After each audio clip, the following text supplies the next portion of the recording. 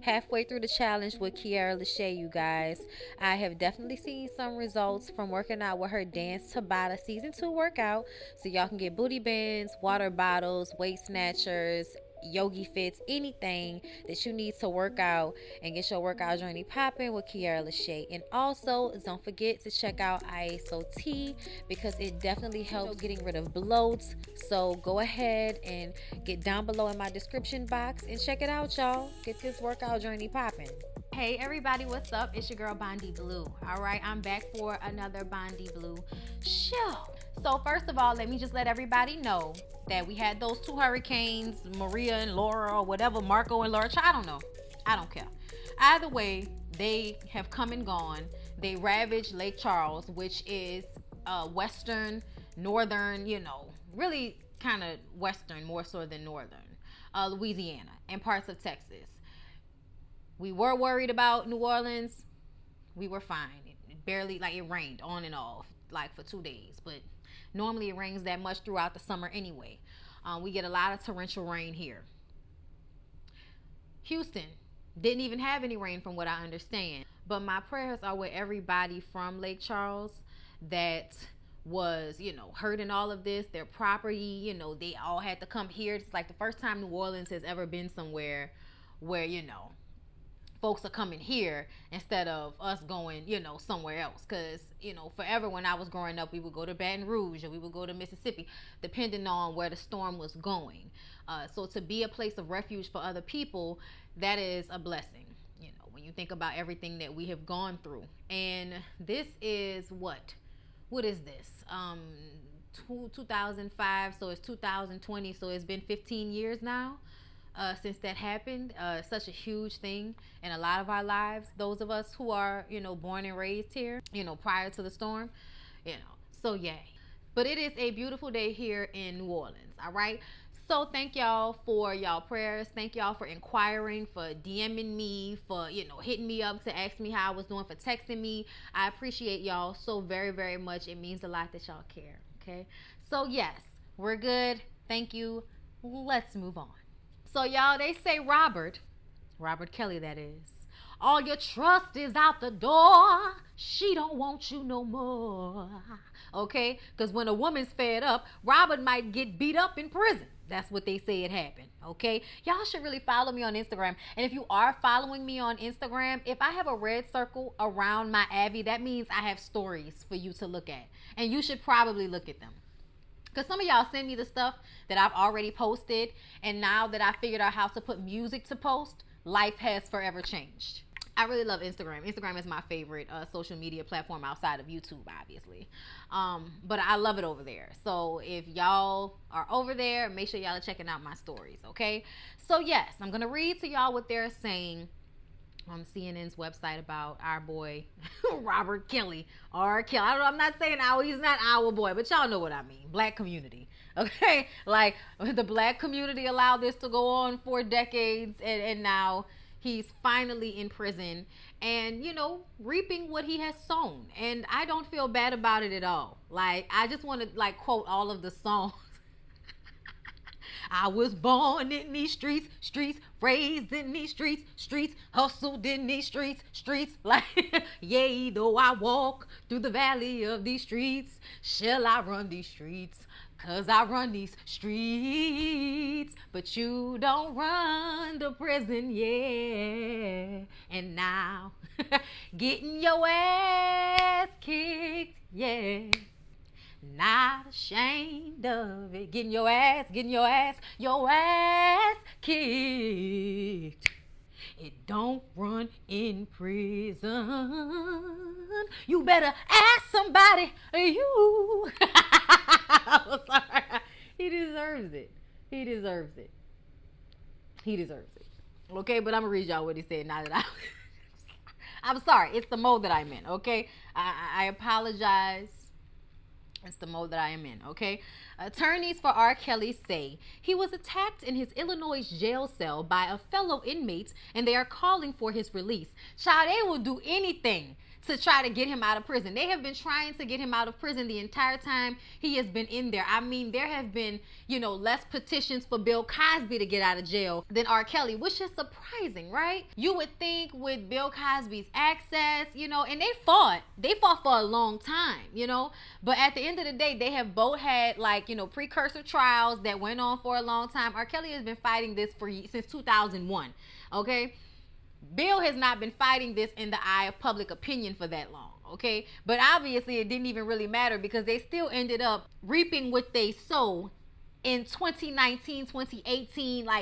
These are the years where these people have finally gone to jail for the things that they have been getting away with for decades, and they just refuse to give up on trying to get him out of jail. And it's really annoying. Let him stay there. Let him. He needs to be there. Let him stay there. Doug Anson, an attorney for Kelly, told CNN that the singer's legal team has been advised by the U.S. Attorney's Office that the singer was on his bed in his cell Tuesday at Chicago's Metropolitan Correctional Center when another inmate came in and started to punch him. Guards at the federal facility stopped the assault almost immediately, according to Anton. Anton said that Kelly did not sustain any injuries and that x-rays did not reveal any fractures. But Steve Greenberg, another R. Kelly attorney, said on Twitter that his legal team has received conflicting reports as to the extent of his injuries, adding that the team has not been given information from the jail or Kelly himself. Anton said he had not talked to Kelly firsthand about the alleged altercation. Kelly's attorneys have said his ability to communicate with them has been severely restricted since coronavirus lockdowns limited the ability for attorneys to make in-person visits. Emery Nelson, a spokesperson for the Bureau of Prisons, had no comment to CNN on whether Kelly was involved in an altercation. For privacy, safety, and security reasons, we do not comment on an individual inmate's conditions of confinement or medical status, Nelson said. CNN has also reached out to the U.S. Attorney's Office in Chicago for comments. The alleged incident comes a week before one of Kelly's attorneys, Tom Farinella, is set to argue for the singer to be released from prison ahead of his Brooklyn federal trial, which is scheduled to begin at the end of September. This incident, coupled with the coronavirus restrictions at the MCC, reinforces the need for Mr. Kelly to be released so he can assist in his defense with counsel and prepare for trial without the fear that his personal safety is at risk, Fenella said in the CNN statement. Kelly has pleaded not guilty to all of the charges and is awaiting trial. So yeah, I just feel like they're just trying to, keep getting him out of jail. And I'm almost wondering if he actually did get beat up. I hope he did. Yeah. Okay, look, I'm sorry, but you've done worse. You've done worse. Okay, something tells me he's fine. But it almost seems as if his lawyers may have paid somebody to beat him up so that they can attempt to get him out of prison. Because that's all they're trying to do is get him out of prison. So yeah, I'm sorry, but I can't feel bad because I feel like he deserves it. And I also feel like he might have orchestrated this whole thing so that it would be easier to get him out of jail. But to no avail so far. But that's what's going on with Robert Kelly. Y'all, let's talk about Sweetie Pie's Tim Norman. Okay, last week I talked about it in my podcast. You guys should check out my podcast. I am on Apple, Spotify, Google, Breaker, Cast, something or other. I'm on a whole bunch of things. If you go to anchor.fm, you will find me in all the places that I am. I usually put all of the links to the various places, Outcast, I think that's what it's called, Radio Republic. I usually put the links down below in the comments and in the description box for where you can find my podcast. But last week, we spoke about Tim Norman and how it had been revealed and he had been charged and arrested with orchestrating the murder of his little cousin, his 18-year-old cousin, for a $400 and some odd dollar insurance policy, which when you put it into the context of you paid monthly premiums so that you can eventually murder someone, it just puts a lot into context for, damn, you're troubled. You're really, really troubled, sir. Something's really wrong with you and your thick thighs. And I tell y'all all the time that there are certain physical attributes, certain things about people's attitudes that lend to suggest a certain type of personality, okay? And I tell y'all all the time that certain things scream bitch assness to me, okay? And an outdated haircut and thick thighs are two of those things, especially when you put them together, okay? So let's read what they're saying at the cheat sheet. Brenda Alexander from August 26th. Sweetie Pie's fans are still waiting to hear an official statement from the famous family on Tim Norman's arrest in connection with the death of his nephew. Norman's criminal history is lengthy, but a potential connection, something so heinous, is shocking for fans of the reality show.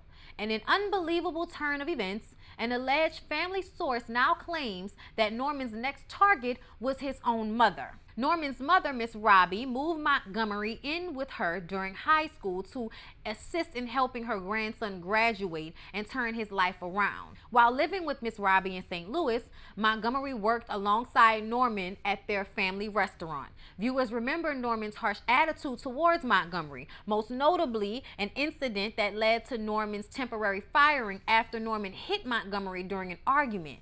Norman's excuse for his actions is that Montgomery needs discipline and structure. Let's be very clear. Discipline and structure does not equal abuse. You do not get to put your hands on, punch your nephew, and then say that he needs structure, that he needs discipline. No, good sir. You need discipline. You need structure, and that's why you're in jail, where there's a lot of structure and discipline.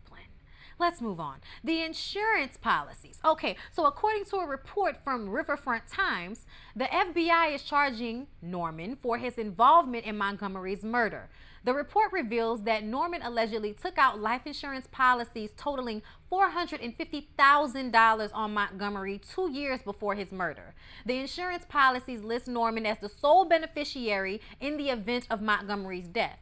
FBI investigators say phone records from Norman and other co-conspirators prove Norman reportedly tried cashing in on the life insurance policies a week after Montgomery's death, but was denied for failure to provide proper documentation. The owner of the popular blog site All About the Tea tells YouTube star Tasha K that Norman's greed and jealousy of Montgomery is the motivation behind his involvement. As if Montgomery's death is not devastating enough, an alleged family member tells All About the Tea that Norman's next intended target was his own mother, Miss Robbie.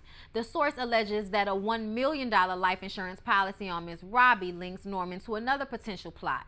Tim has a life insurance policy on Miss Robbie worth more than $1 million, the family source claims. Tim was drowning in debt. His Jackson, Mississippi location was derailed because of coronavirus, and he owed a lot of people money. He also owes Janae thousands in back child support, and he owes back taxes. Please keep our family in your prayers.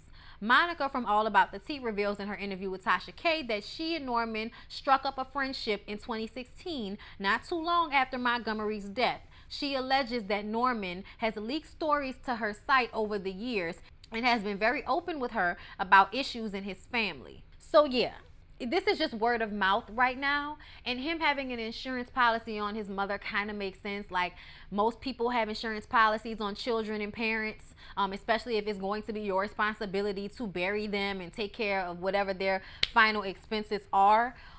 So that doesn't necessarily mean he planned to kill his mom just because he had an insurance policy in her name.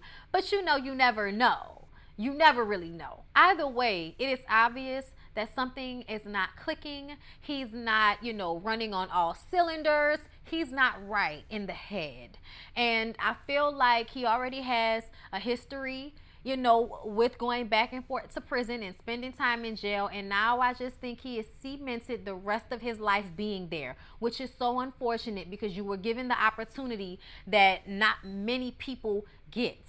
There aren't many people who spend their early life in and out of jail, okay, running around with the wrong type of people doing the wrong things. You get out, your mom is famous, so y'all get a reality show, you get a hold of restaurants, and you have the ability to make millions of dollars and make your life so much better. But what do you do instead? You continue to live in this life that will cause you to lose everything.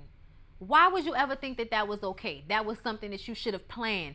To kill your nephew for insurance money. What is wrong with you? This is not Lifetime. This is not TNT or USA. This ain't Ion Network, okay?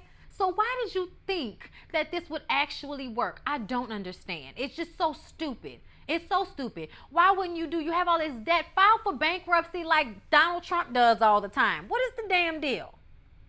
It just doesn't make any sense, y'all. Let's go ahead and move on. Tammy Roman, okay, y'all know Tammy Roman does Bonnet Chronicles, and she took to her page to give some commentary and some satire on the whole situation, all right, which caused issue between she and Jennifer. Y'all can go to her YouTube page, Bonnet Chronicles, and see what she had to say verbatim. But I'm going to read y'all what they're saying on the grill. Tammy Roman drew a sharp response from fellow VH1 Basketball Wives star Jennifer Williams after poking fun at Tim Norman's serious legal charges. Roman spoke on Norman's recent arrest in an Instagram video Thursday under her Bonnet Chronicles profile, which features video clips of her waxing humorous poetic about situations while wearing her hair in a bonnet and bathrobe. Norman, who starred in the OWN reality series Sweetie Pie's, faces murder for hire charges for the killing of his nephew. Despite posting, "May his family find peace and his nephew rest in heaven" in the caption, she took an opportunity to talk down to her reality show foe Williams, who split with Norman in 2018.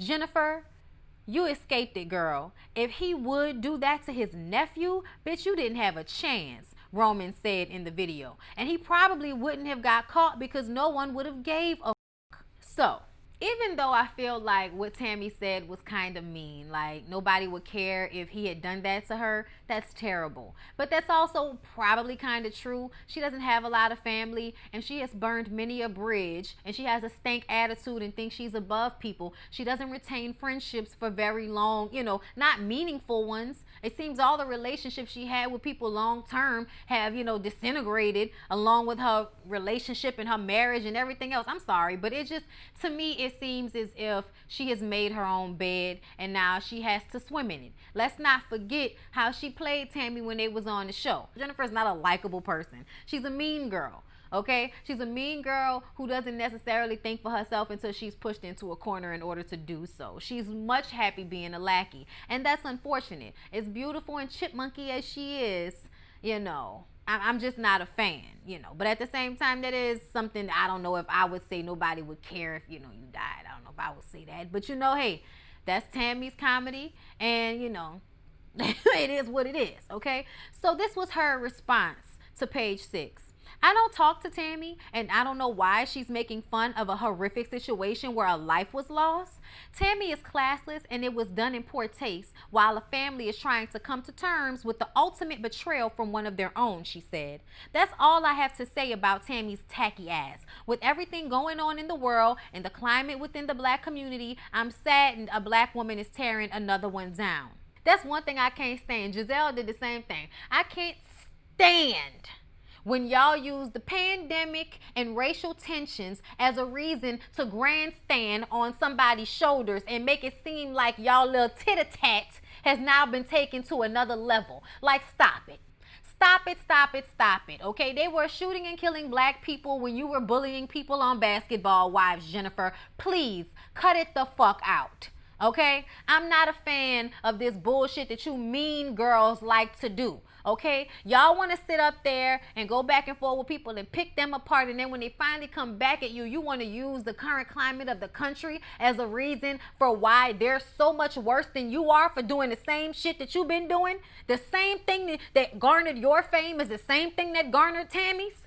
Y'all talking shit about people on a reality show, Jennifer. So give me a break, okay? Give me a break with all of the grandstanding, because I'm not here for it. I don't appreciate it, and I also feel like it in some way degrades the movement, that you use it in times of need for you. But then before it's all good. Before it's all good, when you're talking bad about another woman and her clothes and her shoes and her hair and with her food stamps and all of that shit. Cut it out. Okay, you almost got a table thrown at you for talking about how Malaysia wasn't taking care of her kids, and you want to talk to me about talking about another black woman tearing them down? Girl, please. Please.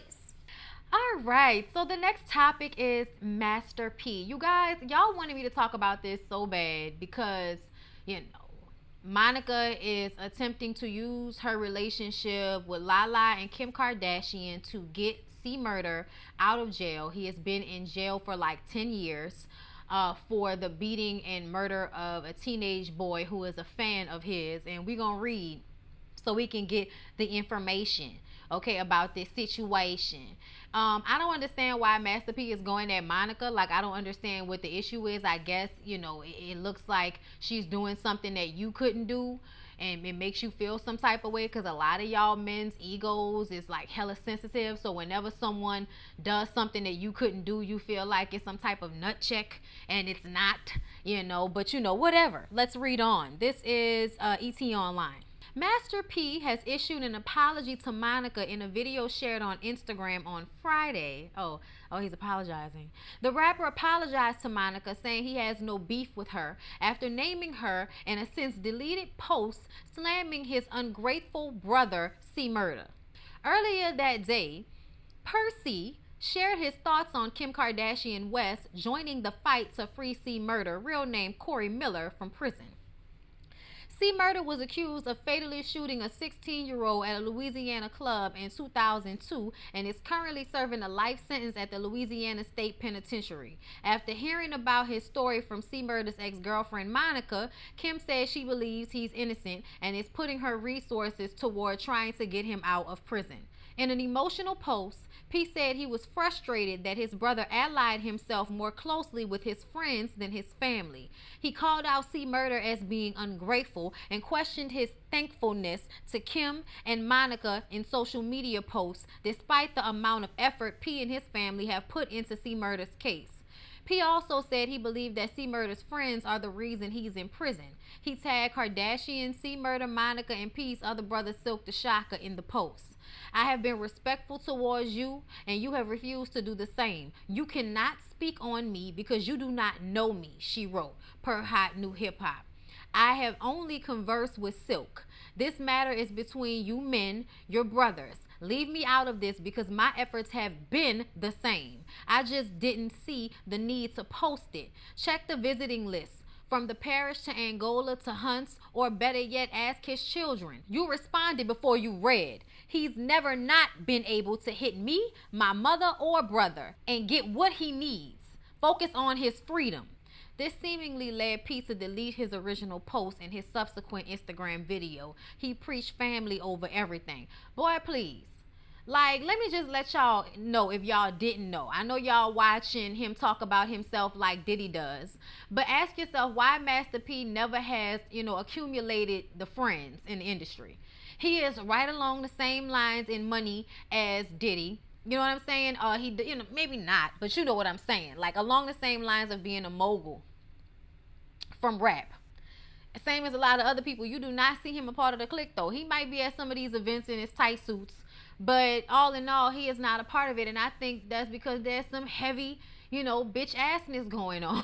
Like, I'm sorry. People respect his gangster. They respect his hustle. But it's always been common knowledge in New Orleans that he, you know, messes over a lot of people. He messed over a lot of people that was on No Limit. A lot of people that was on his label didn't give them what they were owed, didn't get them good contracts and all of that type of stuff. And he was the label owner. You know what I'm saying? Like, you supposed to own the label so that stuff doesn't happen to people. And that's exactly what he did. So, for a lot of us, we really just kind of be like, you know, oh, he got a seasoning, you know, oh, he got a chicken spot, you know, great, you know. We're all here for that. But at the end of the day, like, ain't nobody fangirling out over Percy. He be doing the most, especially not after this past season of Growing Up Hip Hop. It's just been ridiculous. The way he inserts himself in these, you know, young people drama is just, it's a teller to me of, like I said, the bitch assness. And the way he handled Monica, having his little temper tantrum before he read about what was going on, okay? Monica ain't been writing songs for nothing, okay? She has always been there for Corey. Now, he said some other positive stuff. We bigger than this family or everything, da-da-da-da-da. But I'm going to read to y'all what they say about the Corey case, okay? So y'all understand why I have said I'm not like, you know, all happy that they, you know, I mean, I'm not saying I'm upset. Like, if they get him out of jail, great. But I'm not wearing no free C murder t-shirt, because it was understood growing up that he did that. It was very much understood. So I'm going to read y'all what they said about it. In September 2003, Corey Miller was convicted of the January 18th, 2002 beating and fatal shooting of a fan, 16-year-old Steve Thomas, at the Platinum Club, a now closed nightclub in Harvey, Louisiana. Miller was arrested in the early hours of January 19th for causing a disturbance at the House of Blues in New Orleans. He was indicted on February 28, 2002. Judge Martha Sasson granted a new trial based on the claim that prosecutors improperly withheld criminal background information on 3 of their witnesses. While awaiting retrial, Miller was placed under house arrest. Sassoon allowed Miller to promote his new, yet-to-be-titled CD and his novel, Death Around the Corner, while under house arrest, but ruled that a gag order pertaining to the case would remain in effect. The terms of the house arrest required Sassoon's permission for all visitors, including reporters. On March 13, 2007, Sassoon granted Miller's request to work on his music career on a per-request basis, but denied his request for a 7 a.m. to 9 p.m. curfew. Sassoon's rulings in the case became an issue in her failed 2008 bid for re-election. Sassoon was defeated by Judge Alan Kovac. Prosecutors subsequently renewed a request to have Miller return to jail. During January 2009, Miller was confined to his residence on house arrest and could only leave for a documented medical emergency. On May 27, 2009, Miller pleaded no contest to 2 counts of attempted second-degree murder. These charges stem from a 2001 incident in Baton Rouge in which Miller fired 1 shot, after which it jammed, from a semi-automatic pistol at the owner and bouncer of a nightclub, who refused to allow Miller to enter the business with a gun. Miller was sentenced to 10 years with credit for time served. A surveillance video of the incident was posted on YouTube. On August 5, 2009, the murder trial began. The father of the victim spoke of his son being a fan of C Murder before the incident. A bouncer had also testified against Miller, saying he witnessed the shooting. He expressed fear of repercussions for his testimony. Prosecutors also charged C Murder's associates with witness tampering. On August 10, 2009, the jury reported being deadlocked, but Judge Hans Liedberg instructed them to attempt to resolve the deadlock. 3 hours later, the jury returned to announce it had reached a 10-2 guilty verdict.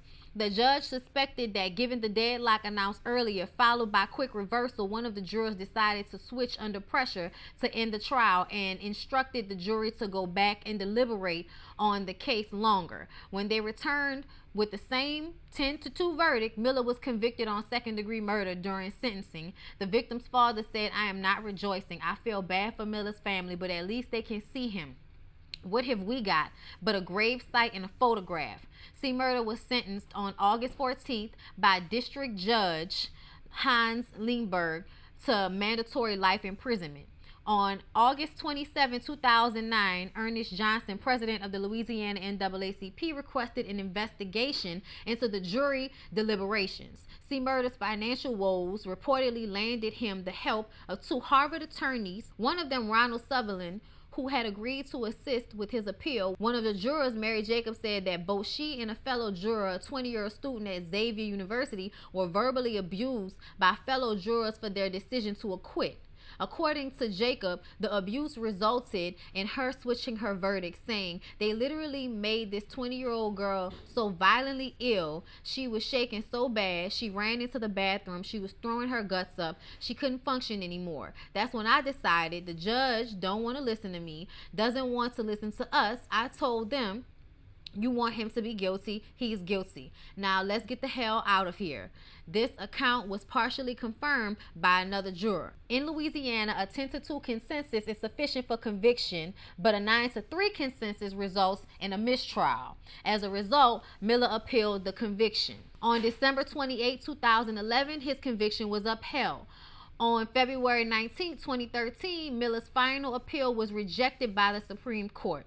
On April 2nd, 2014, his attorney filed a post-conviction relief application in state court in Gretna, and she raised 10 points to support her assertion that her client received no fair trial. Connor says she plans to raise additional points, primary among the assertions in which she described as irregularities during the jurors' deliberations, stating one juror cast a guilty vote not based on the evidence, but because she wanted to end deliberations to protect another juror who refused to convict Miller, but was targeted by other jurors to change her mind.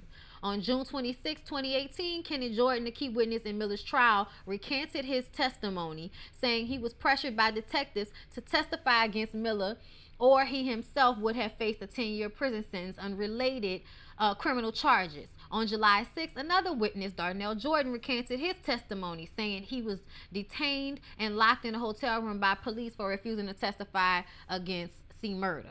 So now that is why they're trying to get him out. But check this out. C. Murder was very much living a life of crime. I hate to even say shit like that. I hate the way it sounds.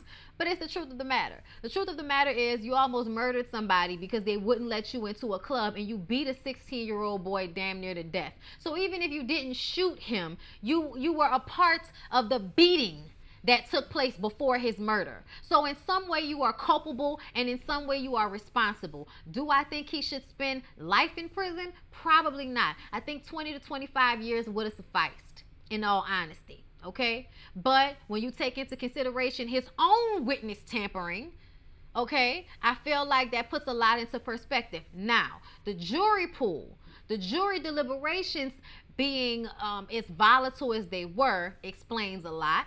And that is why they're probably going to be able to get him off, because of whatever was going on in that jury pool. And the fact that this is something that P didn't do this entire time, looking at these facts, leads me to believe that he never was really trying to get his brother out of jail, because he didn't think his brother was ever going to change. He was trying to get him to change when they were, you know, getting big and making music and doing all the things that they were doing, making movies. He was trying to get his brother to go legit, and his brother wouldn't go legit. He wanted to be out here in the streets. So to me, this is a punishment from P for him to stay in jail as long as he has. I mean, but I also feel like the fact that he's garnered so much help from so many different lawyers, like, speaks volumes of the people who are, you know, backing him in one way or another, i.e. Monica. Okay? I don't think that's by chance. I think that's because he has the right people or person in his corner helping him. Now, as far as this other woman, this side chick who done moved, you know, 15 minutes away from the prison so she could be closer to him, and who is Monica and all of that, sis, just be quiet, because you are never going to, you know, get in between that relationship. You're never going to be more important than her to him. And we can just tell that based off of the longevity of their relationship. So, yeah. I ain't got time for you with that, okay? Whatever your name is, fighting for a man that's in jail, you need to do better. But what I'm saying is, y'all, is that C. Murder is, you know, I'm sorry, but he's a criminal, and not in a good way. And I will murder somebody for, you know, telling me no type of situation. And another thing is that, you know, dudes is on drugs and stuff. I think that has a lot to do with it, that inflated sense of self, doing drugs, having money, you know, living this gangster lifestyle or whatever. And, you know, you get full of yourself. So that's why I feel like when people, there are so many people in prison that have done nothing. There are so many people in prison who don't have money, who I feel like deserve all of the chances and all of the help that C. Murder has gotten for being a part of the shit that took place. He may not have been charged properly, okay, but he took part in what happened to that boy. Period. So to me, you know, it just kind of feels like if they get him out, that's fine, you know. But I'm not wearing a Free C. Murder t-shirt is what I'm saying, okay? I love Monica, and Monica choosing to help him and stay by his side all of these years, regardless to what he has done, that is her business. And there are women who have loved men for worse shit. So, not my business, not my problem. I'm just looking forward to the verses between Monica and Brandy. Oh yes, they announced it. It will be coming, I think it's 5 p.m. Pacific time, 7 Central, 8 Eastern. So yeah, I cannot wait for the Brandy and Monica verses. I cannot wait for them to talk about the issues, because y'all have to talk about the issues. I can't wait for the music. I hope that they will sing a little bit of their own music, because we love their vocals, both of them. So I'm really excited. I'm a huge Brandy fan. I'm a huge Monica fan. I grew up on their music. Y'all know how I feel about Brandy. Brandy was our little black princess growing up. And I think Monica made it okay for us to, Miss Thang. As much as they tried to make it seem like that was a negative, the attitude that she had, the no nonsense, like a lot of us growing up, a lot of us little black girls were like that. And to see representation of us like that in that form, with the white clogs on, I'm excited. I'm so excited. I don't feel like there's a winner or a loser. I feel like everyone wins in this scenario. They both have a platform to promote their current situations. They both have albums recently. Y'all know Brandy put out the 7 album. I have to B7. I have to get into that, because I listened to it once and it was cool, but nothing jumped out at me, except for the Baby Mama song. I know y'all don't like it, but I think it's the best beat that I heard on the album. Her vocals are always amazing, but I feel like she needs to get back with Rodney Jerkins, just like I feel like Sierra needs to get back with Jazzy Faye. People just need to go back to their partners in production, because sometimes it's really gold and you need to go back to that place at least for another album, okay?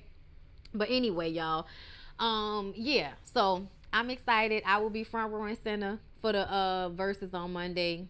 And, we'll talk about it after the fact, okay? So y'all make sure y'all following me on Instagram. All right, y'all, let's talk about Meg Thee Stallion in this whole little situation with Waka Flocka. So, y'all, Meg Thee Stallion came out last week, I think, and announced to everybody that Tory Lanez did shoot her.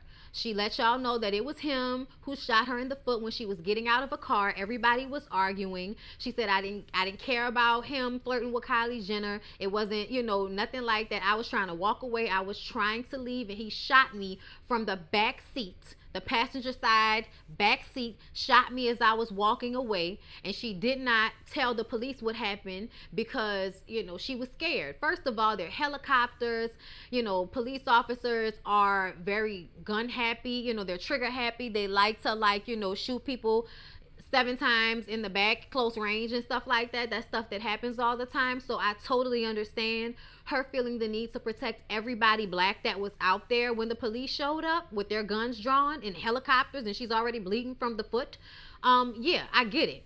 Tory Lanez has, gotten a gun charge from this whole little situation. We haven't heard much from him. A lot of y'all want to hear what he has to say and are reserving your opinion until you hear his side of it. And I just kind of feel like, why do you need to hear his side of it? Nothing he says is going to give you more understanding. It's only going to dig a hole for him. So if he knows anything, okay, about what to do in these types of situations, especially when you did what they said you did, which we know you did what they said you did. She said that you shot her. She showed us the bullet wound in her foot. Okay, and then you got charged with gun possession, and because you're a felon, and you can't. He's a felon. You can't just be out here with guns and stuff. So yeah, I think it all sums up to us. But I think a lot of y'all are looking for some deep, profound reason so that y'all could vilify Meg and make, him feel validated in whatever he felt the need to do, instead of just accepting that he's a little man with a little ego, just like a lot of y'all men who have sensitive egos, and it just takes one little small thing and you want to shoot somebody in the foot because they're not doing what you want them to do, or they're saying something that you're not happy about. The truth of the matter is, there is nothing that Meg could have done for him to shoot her as she's walking away from a car. There was nothing that he can say that will make that okay, that will validate that. And that is why he has not said anything. Now, Meg says he has a lot of people in his camp talking to blogs, trying to set up stories, saying that she hit him, or that she was yelling at him or berating him or whatever. And all of that still does not mean that it was okay for him to shoot her. Y'all are out of y'all damn minds, okay? All of y'all who just don't like Megan, so, y'all don't want to be on her side, y'all are sad and pathetic, because at the end of the day, like I see, it's a lot of y'all women And there's a lot of other insecure men like, oh, hold up, who was saying stuff? T.I., he still wants to hear what little bitty big head, no hair having ass Tory Lanez has to say. Who else has something to say? CeeLo, had so much to say about the WAP song and how, thirsty and pathetic it was. I'm like, so are you still on the sex offenders registry? Are you still on that? Okay, work on that, then talk to us later. Okay? So all of this is going on when an Atlanta rapper named Cash Talk One said on Instagram, Meg 6 feet, Tory 5'2". We don't know what the hell happened in that car. Y'all know females be tripping and shit. All these cap ass rappers picking a side like little bitches and shit. And I just kind of feel like, first of all, your shirt is too tight. Your pants are too tight and they're not even on your ass all the way. So we can start there. You look a hot ass mess. In all honesty, you look like, you got easy access for a reason. Waka Flocka sees the t-shirt that he's wearing, Dro, which Waka is a partner in. And so he posts 100 under the post without reading what it said. Meg then posts under that, he didn't make it past the 9th grade. I expect nothing less out of his mouth. She's talking about the little bitty rapper with the tight ass clothes on with the easy access to his booty. She's talking about him. Tammy thought that she was talking about Waka. So Tammy writes a paragraph. What baffles me is that the stallion, Waka, has shown nothing but love and support from day one. He's DM'd you many of times, sending you support and condolences. So if you felt away, why not reach out instead of sending a disrespectful ass shot? Anyone knows I have no problem checking Waka ass when he's wrong. Only thing he's wrong for is not paying attention before commenting on this damn post. He has ownership in Dro Life Clothing and yada yada yada yada. Defend my husband, yada yada yada yada. I'm gonna go in, Megan was wrong on so many levels, but your anger is misplaced. We stand with you, not against you. All that grandstanding and shit, blah, blah, blah, blah, blah. Ultimately, Megan said, I wasn't talking about Waka. And then she had to come back and apologize, but I'm still going to defend my husband. And it's just like, just shut up. Just shut up. Just shut up. Just say, you know what, my bad, girl. I be on defense. I be on go. I be TTG online because everybody is always coming for me and my man's neck. So I be trained to go. People understand that. The problem is when you still feel the need to grandstand. Just be quiet. Just be quiet. Oh my God, y'all. I wish y'all would leave Meg alone. I wish Meg would get off social media. I wish Meg would go and write a fire-ass album and work with some very great producers and people who will support her. Maybe she can make some really good friendships with these people because we know how alone she is. Matter of fact, Bun B, you need to get in the studio and do at least 1 or 2 songs with her on the album. Put her around some homegirls that, don't care about clout. I know y'all know some people, okay? But, Bun B came out and spoke on her behalf and let, everybody know that if it was him, if he was around, we would have rolled on Tory Lanez because he don't like Tory Lanez to begin with, okay? So Bun said, I'm from Houston, and if somebody would have done something to Meg in this city, we would have rolled. Bun B also addressed Lanez, who was present at the time of the incident. And he said, if the man got mental health issues, get him some therapy, Bun B says. But he's not just going to sit here and shoot this girl, and we not going to say nothing. He emphasized Stallion's Houston connections and pledged his support. Megan is in LA by herself, Bun B continued. Her mom is gone. Her dad is gone. Her grandmother is gone. All the people that loved her and cared about her unconditionally, that looked out for her, are gone. So as an OG in Houston, I'm standing up. The Trill OG also spoke about Megan's decision to protect Lanez by waiting to name him as her shooter during an Instagram live session. Meg claimed she didn't tell the police about Lanez for fear for both his and her safety. This is why black women are so hesitant to speak against black men, because black women know how the legal system will treat black men. They know how white America will treat black men. Nobody's talking about the shooting because it's a black woman. We love Meg. We brag about Meg, but nobody want to talk about it when she gets shot. We got memes. We got jokes. As Malcolm X once said, the most disrespected person in America is the black woman. The most unprotected person in America is the black woman. The most neglected person in America is the black woman. Okay? So yeah, y'all. Shout out to Bun B Um, I really love Bun B because Bun B has been one of my faves for a long time, and he has never made himself look any lesser than the OG that he is. He has never, made me feel like Snoop. And lastly, y'all, let's go ahead and talk about Masika Kalysha and all of the mess she had going on social media for the past few days, okay? So first we saw her post this promo video for her OnlyFans, seeming as though someone has beat her, abused her, and kidnapped her. TMZ is reporting Masika Kalysha posted the video of herself Tuesday in lingerie with apparent cuts, scrapes, and bruises all over her body, claiming she got assaulted and was still in danger. Then she strangely asked for money to stave off her kidnapper, saying, "They said you guys have to leave me tips and follow me so they can take the money or they're not gonna let me go." In the caption of her video, she flat out claimed she was kidnapped and being held in a warehouse and asked her followers to subscribe to her OnlyFans account and tip her so her captors would let her go. She later deleted the video and posted a second one even more strange than the first. Kalysha, now wearing a white robe, says that she's totally fine and apologizes for possibly scaring people, but insists she needed that shock factor to raise awareness for something important. The reality star claims she's on set filming a project about child sex trafficking, and her kidnapping stunt was needed to grab people's attention for the important matter. She even goes as far as to say everyone should know there's a method to her madness, while completely ignoring the insensitivity of her first video or addressing how she might have tricked people into sending her money. Girl. She also claimed she was working with Rose, but that turned out to be fake too. Many Rose supporters expressed disappointment when they thought Masika was working with the group, but fortunately, lots of folks are seeing straight through her BS.